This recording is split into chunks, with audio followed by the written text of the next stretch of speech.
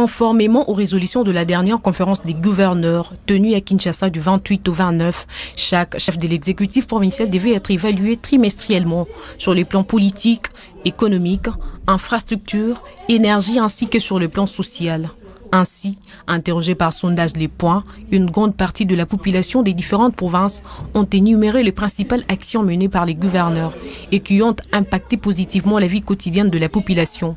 Et les résultats sont sans appel. Ainsi, sur les 26 chefs d'exécutif qui comptent la République démocratique du Congo, seuls 4 gouverneurs ont atteint la barre symbolique de 30% d'opinion favorable. Dans la foulée, Jacques Eboula du Haut-Katanga se place en tête avec 73,4% d'opinion favorable. Il est bien coté car les calmes règnent sur toute l'étendue de la province. Il a procédé à la distribution des 16 pick-up à la police afin de renforcer les dispositifs sécuritaires pour la quiétude. Eboula a stabilisé les prix des produits alimentaires sur les marchés avec le lancement de la récolte des maïs dans les villages agricoles, ce qui a favorisé la baisse considérable de la farine des maïs. Med Haut-Katanga. La population du Haut-Katanga est satisfaite de la réhabilitation des différentes infrastructures, notamment les routes, la construction du marché central, l'électrification de plusieurs chaussées à Lubumbashi, Likasi, Kipushi, l'éclairage public. Bref, l'opération Zéro Trou dans la province. L'homme a instauré une bonne relation et un dialogue permanent avec la classe politique non institutionnelle, le partenariat privé-public avec la minoterie Go-Congo pour la production de la farine de bonne qualité et bien d'autres initiatives dans les secteurs de l'éducation, sanitaire et sécuritaire. Jean Tiningubila, gouverneur de la ville-province de Kinshasa, vient en deuxième position avec 52% d'opinion favorable, car les calmes règnent sur toute l'étendue de la ville.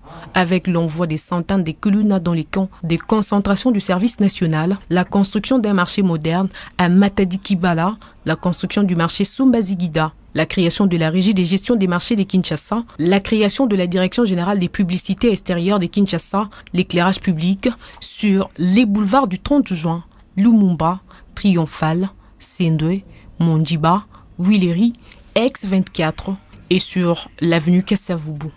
La réhabilitation de l'avenue Mungala, le rond-point Victoire, l'avenue Makoma, la route Elingissa, la route Kikwit et bien d'autres. En faveur des Quinois, le gouverneur Atumatubwana du Congo central a remonté favorablement sa cote grâce à la paix sociale et l'harmonie institutionnelle.